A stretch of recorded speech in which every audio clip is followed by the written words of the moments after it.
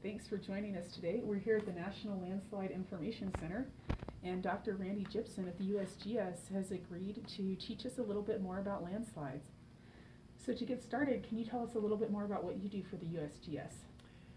Yeah, I study a variety of landslide processes, trying to create tools that tell us where landslides are most likely to happen when a triggering event happens.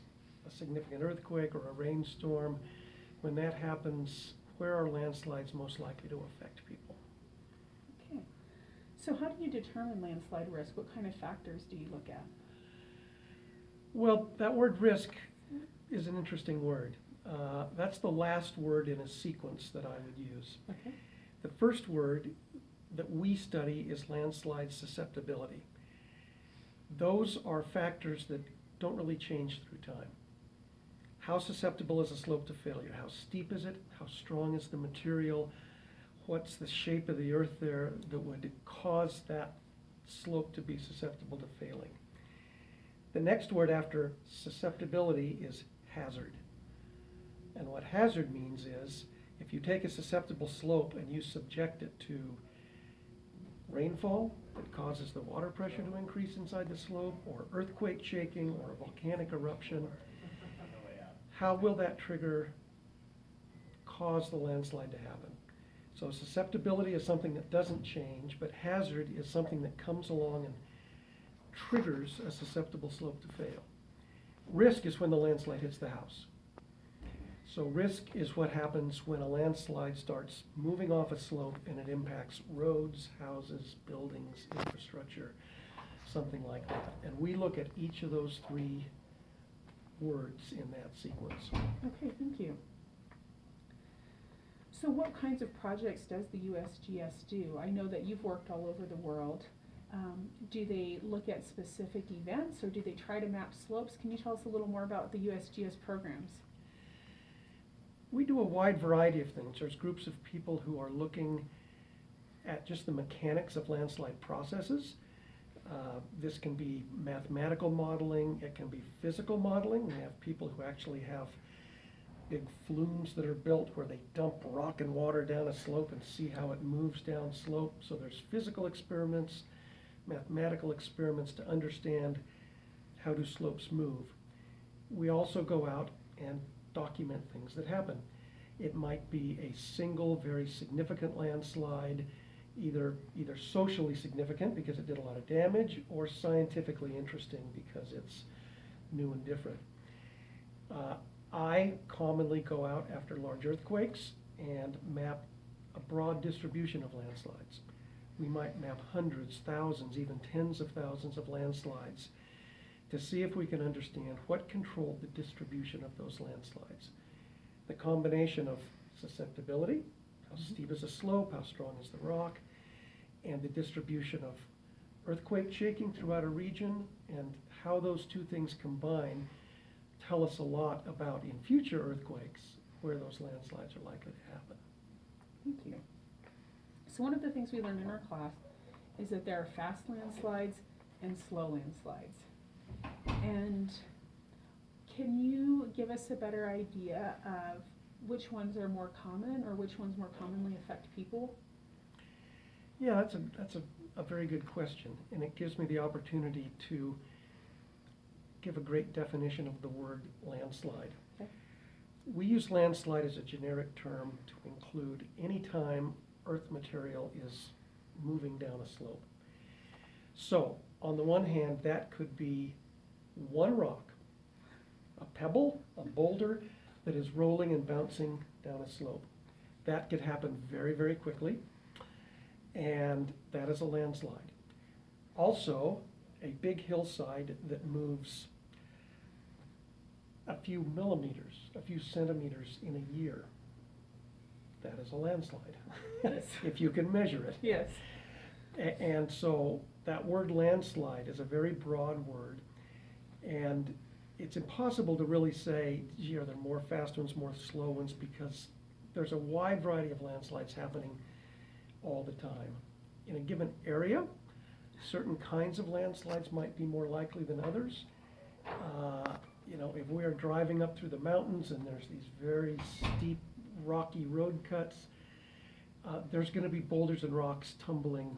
Those are moving very, very fast, and those are happening all the time. They're not very big, but they're important if they hit a car. Yes. On the other hand, you might have a large, slow-moving landslide that no one can look at it and see it moving, and yet, over time, it's tearing roads apart, it might be tearing houses apart. People's doors don't close anymore, there's cracks in the patio, there's cracks in the drywall, and very, very slowly, maybe over the course of many years, a landslide like that can tear apart whatever's sitting on top of it. Landslides can be tiny, or landslides can occupy entire mountainsides. And so the range of sizes and the range of rates is very, very broad. Okay, thank you. So if I were going to buy a home, or I wanted to assess the home I live in, what would I do to understand my personal risk for landslides? Hire a really good engineering geologist. Okay. There's some obvious things. If, in general, if you're not living near a slope, you are unlikely to have landslide problems. So if you're at the very top of a slope, if you're at the very bottom of a slope, if you're on a slope, then somebody qualified ought to look at it and say, is it likely to move? If you're out on flatter ground, that's probably not a very big problem. In some parts of the country, either states or counties, or in some cases the USGS, have created hazard maps that show the likelihood of failure. I published a hazard map a few years ago of the Anchorage, Alaska area that shows, hey, in an earthquake, which areas are most likely to fail. But it takes a qualified professional to know what resources are available and what clues to look for. And so it's not a trivial thing for a lay person to go out and make their own evaluation. Okay, thank you. And when you talk about these hazard maps, are those typically, and this may be an impossible question to answer, are they typically very broad, or would I, in some areas, actually be able to look at a hazard map and assess my own home or neighborhood? We have a full range of such maps. Just over here behind us is a map of the entire United States. That's not going to be very helpful for a homeowner, but it might tell you if I live in a certain region, I ought to be thinking about this. The map I mentioned a moment ago about Anchorage, that's a digital map. It is city size, and you could certainly zoom into lot level and say, hey, is my lot in an area that at least seems to have a potential for this being a problem or not? So it depends on where you are in terms of the scale of the kind of mapping that's available. Okay. And if my home is in an area that's susceptible to landslides, is there anything I can do to protect it? Sure. You can sell it and move away. Okay. And I say that jokingly, but let's say before you live there, the best way to deal with landslide hazard in terms of home ownership is avoidance. Yes. Is not to live where they're likely to happen. But if you have a place and you are concerned about landslide hazard, to see if there might be a problem, you might look for the kinds of things I mentioned a moment ago. Are there cracks in concrete slabs? Does it appear that the home has been under some distress?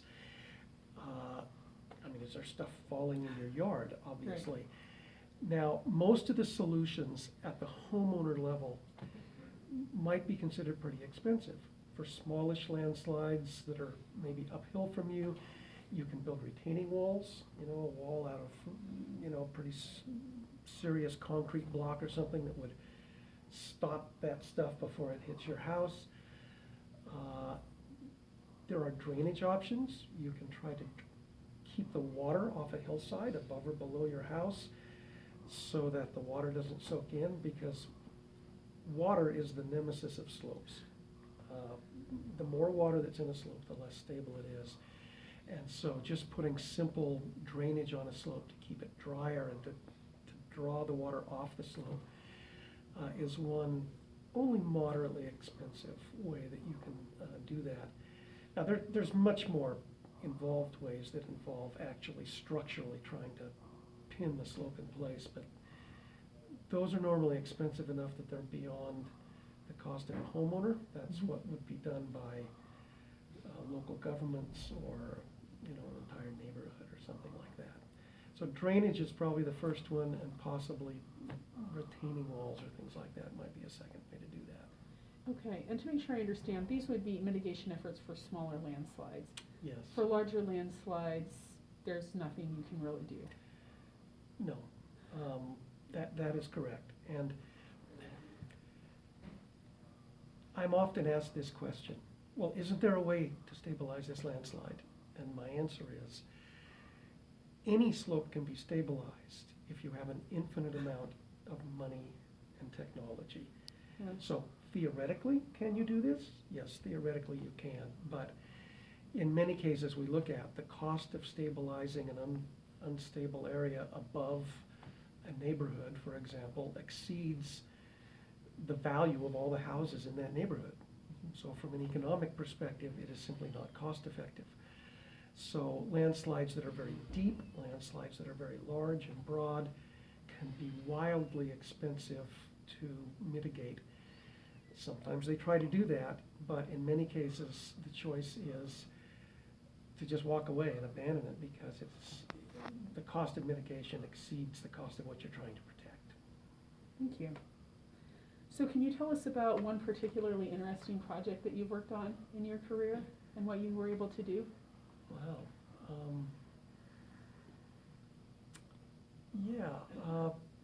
Actually, that Anchorage map that I mentioned is an interesting example. Back in 1964, the second largest earthquake ever recorded, the Alaska earthquake, it's called the Good Friday earthquake because of when it happened. It shook a very broad area of south central Alaska, and the shaking lasted 5 to 7 minutes. Now, it's interesting, when people are in earthquakes, they normally overestimate how long the shaking lasts. We'll ask people, after the Northridge earthquake in Los Angeles, how long did the shaking last? Oh, it lasted a minute or so. Well, we know from our instruments that the shaking lasted about 10 to 15 seconds. Oh, But when it's happening, it seems like the world is ending. So trying to imagine 5 minutes of shaking is mind-boggling. There were some very interesting landslides there that only happen if you shake for a very, very long time. So in the first minute and a half of the earthquake, nothing happened. But then after a couple of minutes, these large blocks of land started breaking off Anchorage and basically being rafted into the ocean. mhm. And whole neighborhoods were rafted out into the water. And this is one of the only cases I know of where people were actually swallowed up in landslide cracks and never seen again. Which is something in the movies, and we say, no, that never happens. Well, occasionally in landslides that does happen. And so we had to go there and make a map showing in future earthquakes what areas are most likely to have what I would call just regular old landslides tumbling down the hill versus these big, deep landslides that can wipe out a whole sector of the city. Yes. And that map was a very, very interesting project that looked back at what happened in 1964, and we used that to look forward to what's going to happen in a future earthquake. Okay, thank you. And is there anything else you think that we should know about landslides or earthquakes? It's not uncommon for a majority of damage, fatalities, injuries in earthquakes to be from landslides. There's some remarkable examples. 1970 in Peru, a large earthquake broke off a huge mass of ice and rock from a vertical cliff that moved downward. that massive rock and ice moved about 10 or 12 miles. It was going 200 miles an hour, and it completely buried two towns, two cities, Is that- killed about 20,000 Was people. Yungay one of those? Yungay, yeah. Okay. Yungay and Ronrahirka. These two towns were completely buried by a landslide moving so fast that people would never have even known what was happening to them when it happened. And I've been to several places throughout the world, El Salvador where that has happened, other places where the side of a mountain will break off and will move at a very high rate of speed and just completely bury a town, a city, a neighborhood. In China in 2008, the city of Bechuan was almost entirely buried by two landslides that killed a majority of the people in the city. And that was an earthquake where out of 90,000 total casualties, 20,000 of them were people who were buried by landslides. So in earthquakes, there are many different things that can kill you. The shaking causes buildings to collapse, but the shaking can also cause mountainsides to collapse. And that can be really deadly and have devastating consequences. Thank you. Well, thank you very much for your time today, and we've learned a lot. You bet, it was fun. Spent my whole life working on landslides, and we're not gonna run out of things to study. That's good. Got a career. Yeah, that's right, I'm safe.